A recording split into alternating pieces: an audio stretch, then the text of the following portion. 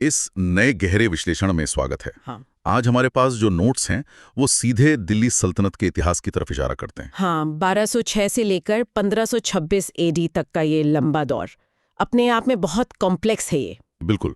और हमारा आज का जो मिशन है वो बिल्कुल साफ है।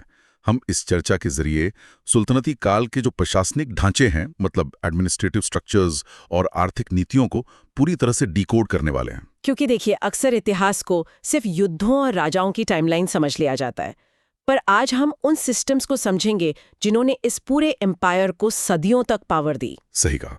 चलिए इसको थोड़ा विस्तार से समझते हैं। हम क्रोनोलॉजिकली आगे बढ़ेंगे ताकि इन रिवीजन नोट्स की कोई भी जरूरी कड़ी ना छूट जाए। शासकों के बदलने से आर्थिक और प्रशासनिक बदलाव कैसे आते हैं, यही आज हमारी इस चर्चा का कोर फोकस होने वाला है। तो चलिए बिल्कुल शुरुआत से देखते हैं। इन नोट्स की पहली और दूसरी स्लाइड में लूटर्स और एम्पायर बिल्डर्स के बीच का अंतर बड़ा स्पष्ट रूप से दिखाया गया है। हाँ, आमतौर पर शुरुआती आक्रमणों को एक ही नजरिए से देखा जाता है, पर नोट्स बताते हैं कि मोहम्मद बिन कासिम, जिसने 8वीं सदी में सिंध पर आक्रमण किया, और महमूद ऑफ गजनी, इन दोनों का मकसद बिल्कुल अलग था। मतलब उनका फोकस सिर्फ और सिर्फ आर्थिक लूट पर था, राइट? सोमनाथ मंदिर का आक्रमण इसका सबसे बड़ा उदाहरण है। उन्हें यहाँ कोई एडमिनिस्ट्रेटिव स्टेट सेटअप नहीं करना था। एग्जैक्टली उनका मॉडल सिर्फ वेल्थ एक्सट्रैक्शन का था, गवर्नेंस का नहीं।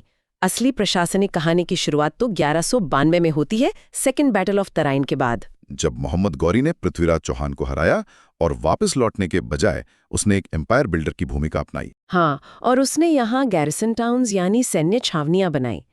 ये गैरिसन टाउन्स सिर्फ सेना के लुकने की जगह नहीं थे, ये टैक्स कलेक्शन और लोकल कंट्रोल के नए सेंटर्स थे। और एक स्थायी सिस्टम रखने की यही शुरुआत आगे चलकर पूरे प्रशासन का आधार बनी। बिल्कुल। साथ ही अल बरूनी और मिन्हाज उस सिराज जैसे साहित्यिक स्रोतों का जिक्र करना भी जरूरी है, जो इन गैरिसन टाउन्स की तस्वीर बिल्कुल साफ कर देते हैं। तो अब अगर इस शुरुआती फेज से आगे बढ़ें तो हम द स्लेव डायनेस्टी यानी गुलाम वंश पर आते हैं। कुतुबुद्दीन ऐबक का नाम सबसे पहले आता है, जिन्हें उनकी चैरिटी के लिए लाख बख्श कहा जाता था। पर जहां तक एडमिनिस्ट्रेशन का सवाल है, इल्तुतमिश ही इस एम्पायर का रियल कंसोलिडेटर था। इल्तुतमिश ने तो आर्थिक और प्रशासनिक रूप से दो सबसे बड़े काम किए थे। हाँ, पहला था एक स्टैंडर्ड करेंसी सिस्टम लागू करना, चांदी का टंका और तांबे का जीतल। अब इसका इकोनॉमिक इम्पैक्ट समझिए। एक बड़े साम्राज्य में अगर अलग अलग लोकल कॉइन्स चल रहे हों तो ट्रेड बहुत मुश्किल हो जाता है। सही बात है। स्टैंडर्ड करेंसी आते ही मर्चेंट्स को ट्रस्ट मिला और स्टेट के लिए टैक्स कैलकुलेट करना आसान हो गया। ये आर्थिक स्थिरता के लिए मास्टर स्ट्रोक था। और दूसरा मास्टर स्ट्रोक उसका प्रशासनिक था, तुर्कानी चहलगानी, जिसे ग्रुप ऑफ 40 भी कहा जाता है, और उसके साथ इक्ता सिस्टम। इक्ता सिस्टम पर तो हमें आगे डिटेल में बात करनी ही है, पर ये जो ग्रुप ऑफ 40 था, इसको एक तरह का कॉर्पोरेट बोर्ड ऑफ डायरेक्टर समझ लीजिए। जहां सुल्तान एक सीईओ की तरह था।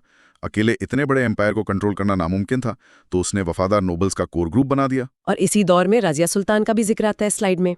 उन्होंने ऑर्थोडॉक्स परंपराओं को तोड़ा, पर इस बोर्ड ऑफ डायरेक्टर्स की मोनोपोली को एक इंडिपेंडेंट रूलर पसंद नहीं आई। उनका प्रशासन बेसिकली इन्हीं पावर डायनेमिक्स का शिकार हो गया। खैर, उस पावर स्ट्रगल के बाद जो शख्स उभर कर सामने आता है वो है बलबन। बलबन का नया दौर, जिसे द आयरन हैंड कहा गया है, उसने पावर में आते ही सबसे पहले उस ग्रुप ऑफ 40 को खत्म कर दिया जिसका वो खुद कभी हिस्सा था, ताकि सीईओ की पावर एब्सोल्यूट हो जाए। उसने तो डिवाइन राइट का सिद्धांत लागू कर दिया था ना, जिले इलाही। हाँ, शैडो ऑफ गॉड। जब रूलर खुद को ईश्वर की परछाई बता दे तो उसके खिलाफ बगावत करना सीधे ईश्वर के खिलाफ बगावत बन जाता है। सिजदा और पायबूस जैसे रिचुअल्स इसीलिए थे ताकि लोगों के दिमाग में सुल्तान की सुप्रीमेसी बैठ जाए। पर बलबन का फोकस एम्पायर बढ़ाने पर नहीं था। नहीं, उसका पूरा जोर कंसोलिडेशन पर था। इसके लिए उसने एक जबरदस्त स्पाई सिस्टम बनाया, जहां हर डिपार्टमेंट में बरीड्स यानी जासूस नियुक्त किए गए। अगर इसको आज के कॉन्टेक्स्ट में देखें तो ये एक अर्ली इंटेलिजेंस स्टेट जैसा लगता है। स्टेट सर्वेलेंस का क्लासिक एग्जाम्पल। बिल्कुल। इंटरनल रेबेलियंस को क्रश करने के लिए इन्फॉर्मेशन सबसे बड़ा वेपन है, और लॉ एंड ऑर्डर के लिए उसने ब्लड एंड आयरन की बड़ी सख्त नीति अपनाई। सिर्फ विद्रोह करने वाले को नहीं, उसके पूरे परिवार को सजा मिलती थी। अब इस स्टेबलाइजेशन के बाद स्लाइड 5 और 6 पर आते हैं, द खलजी रेवोल्यूशन। जलालुद्दीन खलजी ने थोड़ा लिबरल रवैया अपनाया, willing support of the governed पर उसका विश्वास था। पर पॉलिटिक्स में लिबरल अप्रोच हमेशा नहीं चलता। अलाउद्दीन खलजी ने उन्हें मारकर सत्ता हथिया ली। और यहाँ इकोनॉमिक्स ड्राइविंग पॉलिटिक्स का बड़ा एग्जाम्पल है। 1296 में देवगिरी पर जो लूट की गई थी उसके पैसे से ही उसने नोबल्स को खरीदा और इस कूप को फंड किया। अलाउद्दीन का दौर प्रशासनिक नजरिए से सबसे अहम है। उसको एक बड़ी स्टैंडिंग आर्मी मेंटेन करनी थी। हाँ, क्योंकि लगातार मुगल इन्वेजन्स का खतरा था और एम्पायर भी एक्सपैंड करना था, पर इतनी बड़ी सेना को सैलरी देना खजाने पर बड़ा बोझ होता था।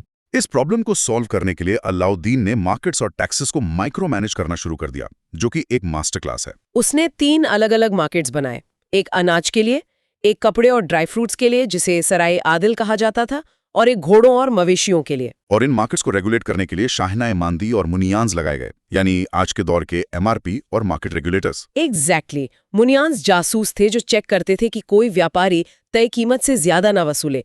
सजा इतनी ड्रैकोनियन थी कि इन्फ्लेशन 0 हो गया। जिसका फायदा ये हुआ कि सेना को कम कैश सैलरी देने के बावजूद सैनिक अपना गुजारा आराम से कर सकते थे। और सेना को कैश सैलरी देना खुद में एक बड़ा शिफ्ट था।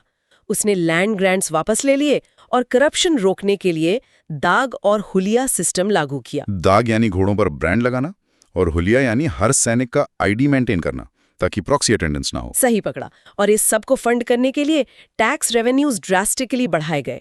मसाहत के आधार पर यानी लैंड मेजरमेंट पर सीधे 50% खराज टैक्स लगा दिया। इसके ऊपर से नए टैक्स इंट्रोड्यूस किए, घराई जो हाउस टैक्स था और चराई जो पैस्चर टैक्स था। इंटरमीडिएट्स को तो पूरी तरह बाईपास कर दिया। हाँ, ताकि टैक्स सीधे स्टेट ट्रेजरी में आए। अब स्लाइड 7 देखिए। अलाउद्दीन दी इंपीरियलिस्ट। नॉर्थ और साउथ इंडिया में उसकी पॉलिसी का बड़ा अंतर दिखता है। नॉर्थ में तो उसने गुजरात और चित्तौड़ जैसी जगहों को सीधे अनेक्स कर लिया था। पर साउथ में मलिक काफूर के जरिए सिर्फ सूजरेनिटी मनवाई, यानी सिर्फ लगान वसूला गया, उन्हें एम्पायर में मिलाया नहीं गया। ये एक आर्थिक मास्टर स्ट्रोक था। दिल्ली से साउथ इंडिया को डायरेक्ट गवर्न करने का खर्चा और लॉजिस्टिकल नाइटमेयर उसने बचा लिया। बिल्कुल, political domination without the governance overhead. अब इस सेंट्रलाइज्ड कंट्रोल से आगे बढ़ते हैं तुगलक डायनेस्टी की तरफ। यहाँ मोहम्मद बिन तुगलक आते हैं। इनके 5 एक्सपेरिमेंट्स थे जो असफल रहे, पर आर्थिक मैकेनिक्स के लिहाज से बहुत इंटरेस्टिंग है। जैसे दोआब रीजन में 50% टैक्स बढ़ाया, पर वहां अकाल पड़ गया।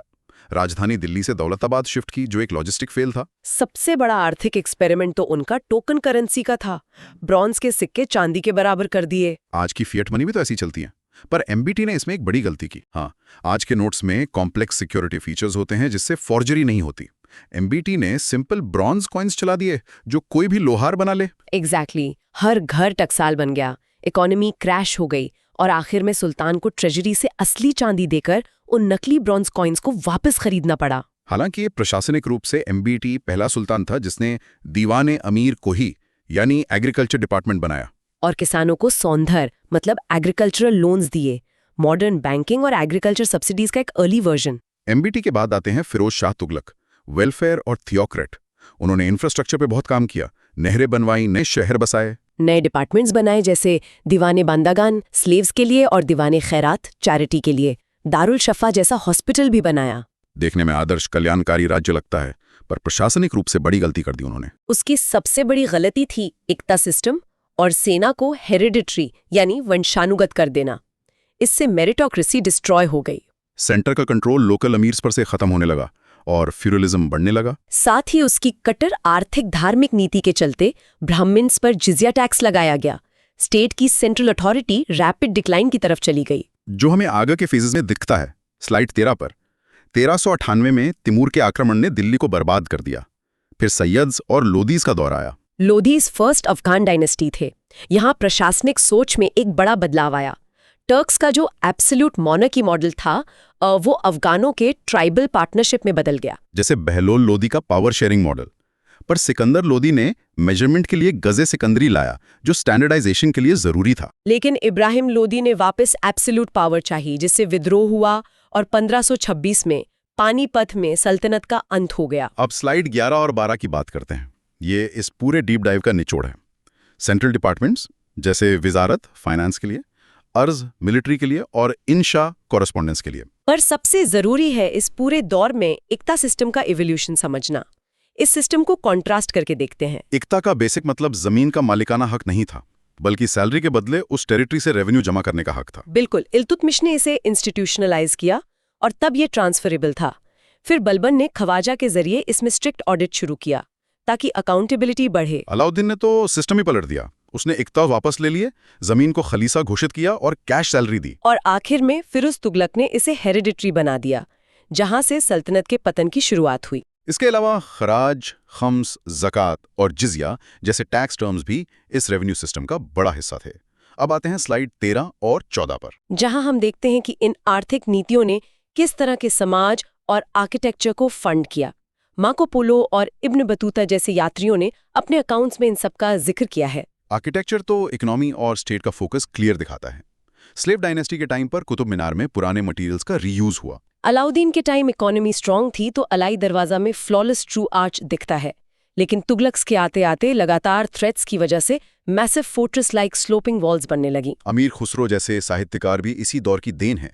तो स्लाइड 15 पर आकर हम the final verdict and legacy की बात करते हैं। इनके पतन के कई कारण थे। वीक सक्सेशन, नोबल्स का पतन, फिरोज की हेरिडिटरी पॉलिसीज और तैमूर का इन्वेजन। पर इनकी लेगेसी बहुत मजबूत रही। इंडो इस्लामिक कल्चर का इंटीग्रेशन, नई टेक्नोलॉजी जैसे पेपर और चरखा, और सबसे बड़ा मुद्दा रेवेन्यू सिस्टम्स का स्टैंडर्डाइजेशन, जिसे आगे चल के मुगल्स ने अपना लिया और अपना मैसिव एडमिनिस्ट्रेशन खड़ा किया। तो ये था सल्तनत काल के एडमिनिस्ट्रेशन और इकोनॉमी का एक सिस्टमैटिक सफर।